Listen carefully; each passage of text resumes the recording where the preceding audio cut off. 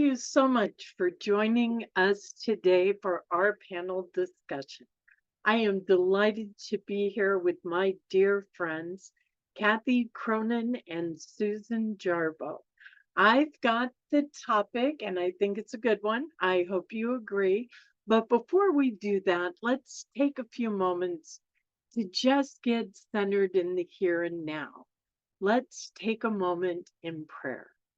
I invite you to close your eyes if that's comfortable for you. Take a breath and turn within. And as we turn within, we find that everything outside of us can fall away. We can be fully present, fully aware, right here, right now. Thank you, God, for this opportunity to set aside any worries or concerns and be together in light and love and life as we take a few moments to share, to learn, to understand, and grow. Thank you, God. Amen. That felt good. So today we are back in this workbook, the Don't Sweat the Small Stuff workbook. And of course, it goes with the book, Don't Sweat the Small Stuff, and it's all small stuff. Those of us who have read the book and tried to practice the principles realize it's not all as easy as it sounds. So the workbook has got exercises, ideas, stories that kind of help us take it a little bit deeper, a little bit further. And with election time gearing up, I thought this was especially helpful. I hope you will too. This is exercise 61. Read articles and books with entirely different points of views from your own and try to learn something. Have you ever noticed that practically everything you read justifies your own opinions and views on life? This rigidity is sad because there is so much we can learn from points of views that are different than our own. It is also sad because the stubbornness it takes to keep our minds closed creates a great deal of inner stress. Lighten up and try to learn something new. How many of the following things have you done to stretch your mind? Check off each statement that applies. Of course, you don't have the workbook, I do, but I'm going to read over these ideas very quickly with the idea that when we're brought into a situation that's new to us, it's normal to be a little afraid. We don't understand. We don't know. We've never been there before. And if we refuse to learn or know, sometimes we're a lot afraid.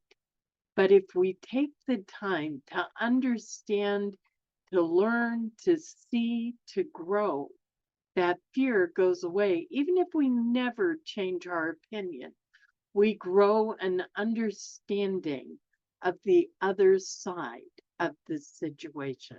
So here's their ideas. Read a magazine whose political philosophy is the opposite of yours. Subscribe to a magazine, of course, we do it all online now, whose political philosophy, oh, I just read that. Read a magazine intended for the opposite sex. Read a magazine that reflects a lifestyle different than yours. Read one that's for a different ethnic group. Check out a book whose stated aim is to proselytize. Read a magazine about a topic with which you have little or no knowledge. Read an editorial by a person whose views you disagree vehemently with. There's a word I wasn't expecting to say. Read an article whose purpose is to inflame people's opinions. Read a book about a person you dislike. Read a book about a religion other than your own. Read a book that attacks your religion. Read about a health practice you find dubious. Read a book that claims to have evidence of supernatural things you don't believe in. Read a book that deals with a lifestyle issue that you find objectionable. Watch a TV show about a person you dislike. Watch a TV show on a topic you know little or nothing about. Attend a program on a topic you know little or nothing about. Attend a talk by someone whose views you agree with. Attend a concert of music you know little about or you just don't care for. Find a meeting and attend it of a group of people you disapprove of. Date someone whose political philosophy is opposite to yours. Participate in a cultural exchange program. Argue an unpopular position in a debate. Talk with people who are historic enemies of your nation or enemy group. So, those are just some of their ideas of how to grow a little further and learn a little more. I'll share personally before I open this up on the panel. I have discovered over my many, many, many, many years of life that any time, maybe even every time, I know for a fact that I am absolutely, totally right and you are wrong. The truth is, I am uninformed on the situation and I don't know as much as I think I do. When I have all the facts, it's so much easier to understand the different opinions on what I know. So, with that, I will open it up to my wonderful panel. What do you think, girls? Well, I'll share my thoughts on this. It's a very appropriate topic with what's going on, not only in our country, but it's happening all around the world. I recently heard that more than 3 billion people are casting their votes this year in England just had their election, France just had theirs, Iran, Mexico just elected a female president, and we have ours coming up in November. So right now there is a lot of political energy going on. And I like the fact of looking and hearing the other side. And so I've been the kind of person that I want to know all the sides. And this is something I share with people is that my point of view is I listen to every debate, no matter which party it is. I go and I listen to it.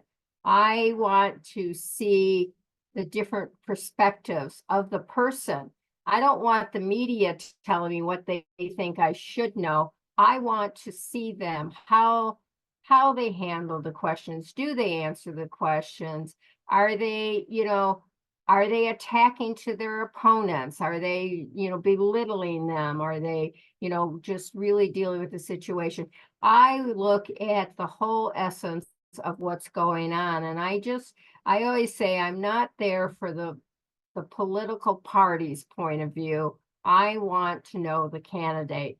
And I feel it's my responsibility as an American voter that when I step into that booth and cast my vote, I'm selecting a person that I feel has a moral compass, that they're a person of integrity, of honesty, that are there to do a job for the well-being of those around me. So I want to see all it. So a lot of times when there's something big going on, I switch between all the different channels to hear the different commentators, saying their points of view on this.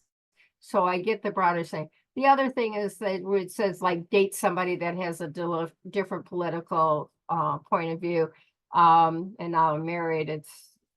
That's not a situation, but it's when I am with people, I want, and I know they're on the opposite side of where I lean. It's like, tell me why you feel this is the best choice. Tell me what your rationale is with it. And so I just sort of want to bring in, and I want to know that I'm being open-minded to this, and then I'm still going to make the decision on what meets my needs and what I believe and what I stand for, but I can respect their points of view of if it's different than mine and things. But right now it's like, it's almost, like have a debate taken under, it's almost a little scary to do that right now with our political climate that's going on, because there's just more anger and hostility. And if you don't agree with me, it's like you can't even have a discussion in it. You're not comfortable in a restaurant having a discussion with people at your table, even though everybody at your table agrees on the same and we just want to discuss our points of view about something. You feel apprehensive to be able to have a discussion, because somebody else sitting over there might become hostile and angry, and it's too scary, to see where it's at with that. But it just sort of feels like it's my responsibility to be as best informed as I can be. And whether it's in the election is something that I have to go out and vote, but it's in other things too. If I'm going out to be involved with something else, I want to know about the organization, like what organization I want to give my donations to. What are they about? Are they, what are they doing? So it's sort of that. And that's what I share. I just recently shared with my great nieces, who this is really their first election. And I basically said to them, I'm not going to tell you who to vote for, but I'm going to tell you it's your responsibility. Get out and vote, go out and do, it is your thing. But make sure you're picking the people who stand for what you believe in, what you feel is important to you, because it's your future and the future of your children that you're electing. And so make sure that you are doing that which is right for the well-being of those around you. And, if there's, what is that statement, do no harm, is like, make sure you're not selecting candidates that are out for their own personal harmful agenda. So from that's my point, and I didn't want to get this into political, but it is a key aspect of what's going on right now. And that's sort of my thing, is my feeling on being as well versed as I can. So thank you. Thank you, Kathy. You had some wonderful points, and I wanted to make a couple of comments before I let Susan share. Forgive me, Susan. Kathy, I like to see what other countries have to say about issues that are going on in America. I frequently check the BBC. They always know everything that's happening here, and they have a completely different agenda than the people here presenting the news.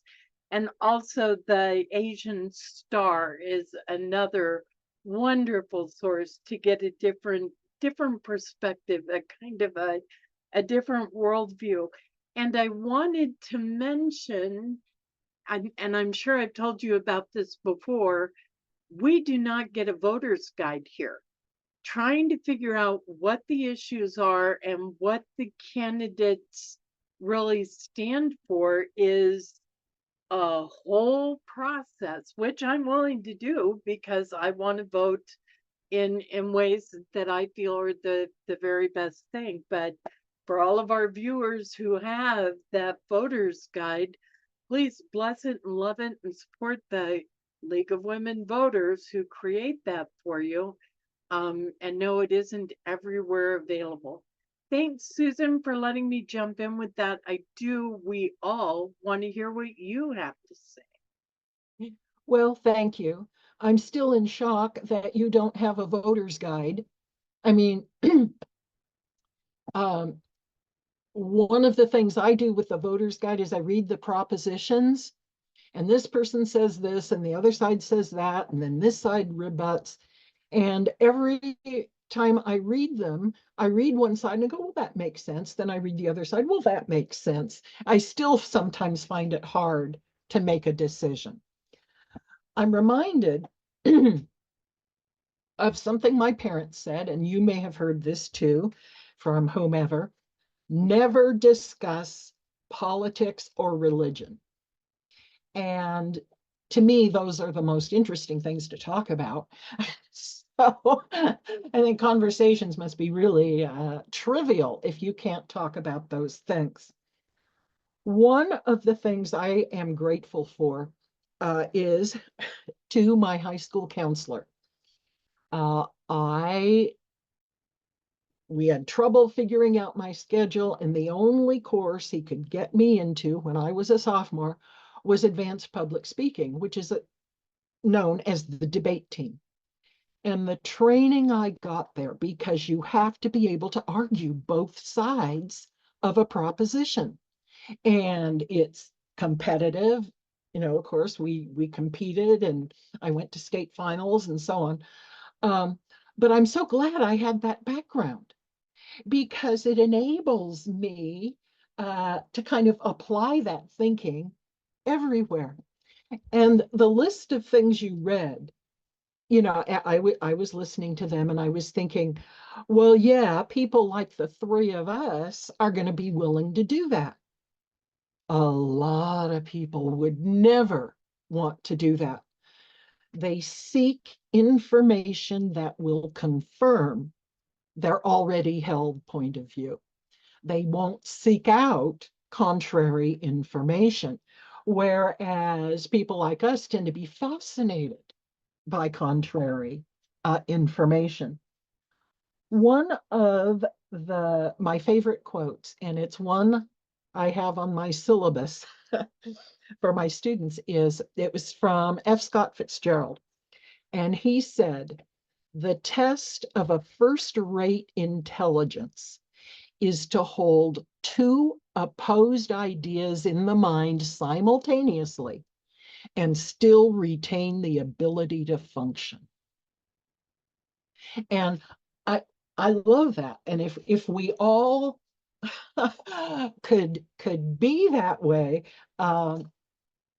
I think we might not have all of the hostility, that Kathy was referring to in terms of politics nowadays. Another thing too about seeking out information from contrary points of view, it's one thing if you're reading a magazine article. That's not interactive.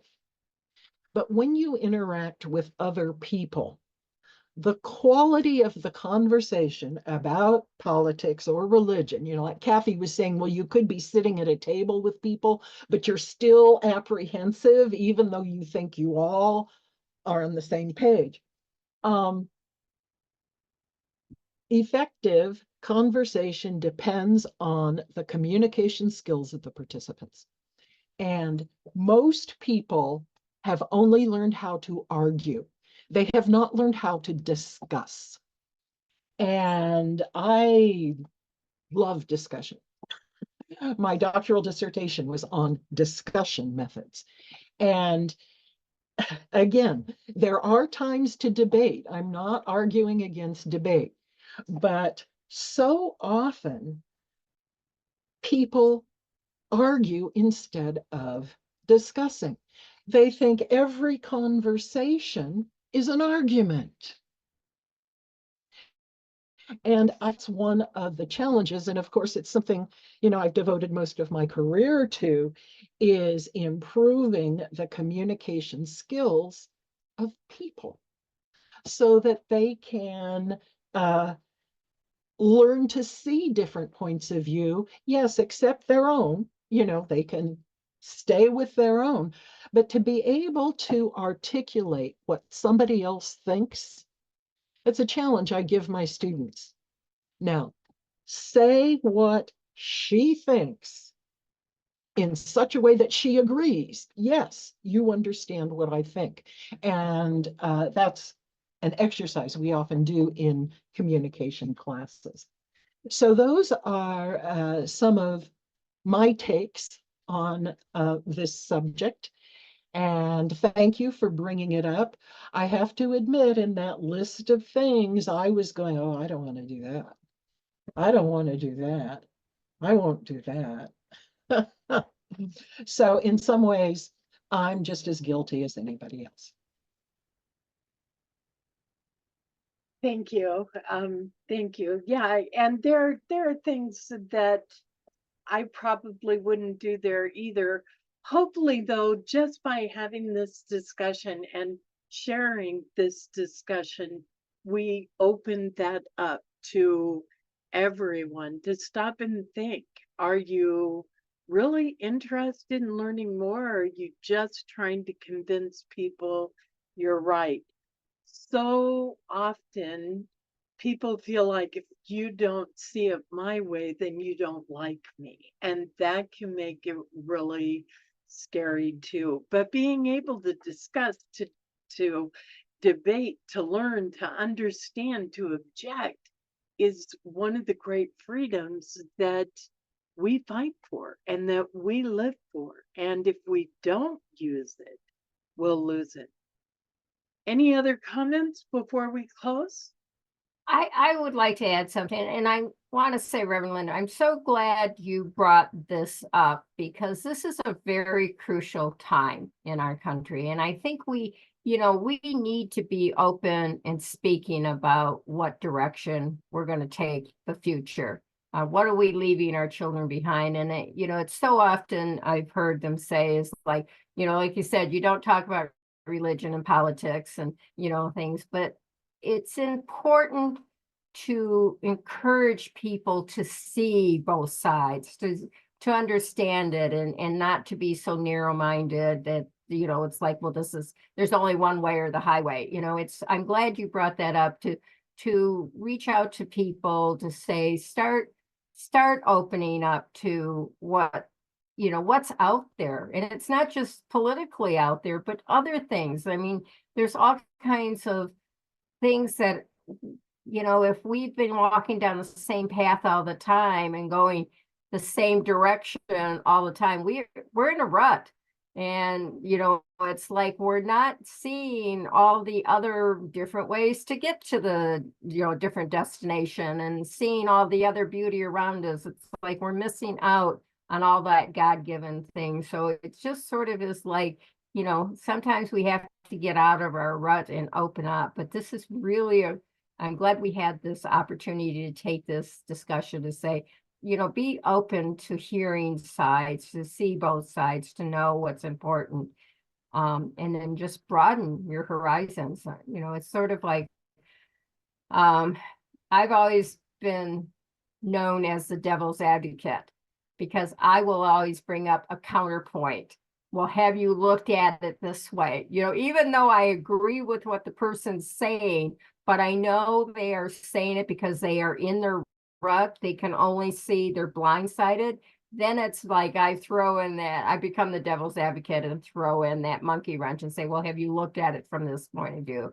And an example was we have some coyote puppies that are running around in our neighborhood. And everybody who has dogs are really concerned about these coyotes and these pups.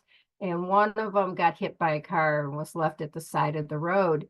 And so it was sort of it became a text message for the neighborhood. And the aspect of it was somebody said, oh, is that what happened? Because I heard it crying through the night. It was making my dog go crazy, So I was sharing about that. And the comment was, the other people in the car was like, oh, that's sad, but they are a coyote. They are a predator. And but it was a living thing, and it had pain and it hurt. And, and I was just getting into this whole emotion, and they go, okay, enough of that. We don't want to hear anymore. And I went, you don't want to hear that. Even though it's a predator animal, it still was living and breathing and had pain. And, and it was a pup. It's like I had so much empathy for this poor little coyote, that got hit and was left at the side of the road to slowly die. It's like, no, we don't want to, that's enough. You can just shut up. So people don't want to hear these things. So sometimes it's like, if you sort of have to just be open to saying, feeling and understanding. So that was my little add to it. So thank you. I have a little add too as well. One of the things that is very interesting about this conversation, and we haven't addressed this, and we don't have time to, is that what we're talking about doing here is good for your brain. It's good for your cognitive health. And if you look at some of the suggestions for avoiding dementia, for instance, a lot of it is about stimulating your brain. And so this is a mentally healthy thing to do. And maybe if we told people that, well, if you listen to me, you'll avoid dementia. Maybe we could have more conversations. I'll have to try that with my grandchild. One other thing that came to my mind that I wanted to add is, if you are trying to understand somebody else's ideas and opinions, try and change sides with them and argue their point. We do that in counseling frequently when we have couples or roommates who are living together and constantly having this fight. When we tell them to change sides, we find that they can say word for word what the other person is thinking, and it really increases empathy and understanding. We're all in this together, and many minds make for greater ideas, better direction, and a brighter future. Any other comments? Okay, thank you, ladies. You've done wonderfully with this conversation. I'm inspired. I hope you are too. And as always, if you know someone who you would like to share this video with, please do. All of our videos are available for you free. If they can help you share them, please comment. Feel free to subscribe. And if you would like to be a part of this panel or just suggest some ideas that we talk about, get a hold of the church. The information on how to reach Unity Church of El Cajon is in the end piece coming up next.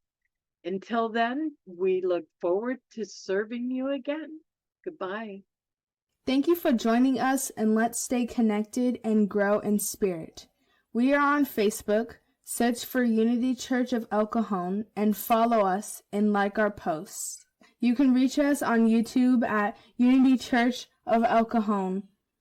Please subscribe to our channel, watch our videos, and leave comments which can help us improve. We are on the web at unityofelcajon.org. Email or call our church office to receive our weekly newsletters, which lists all of our activities and opportunities to learn and grow together.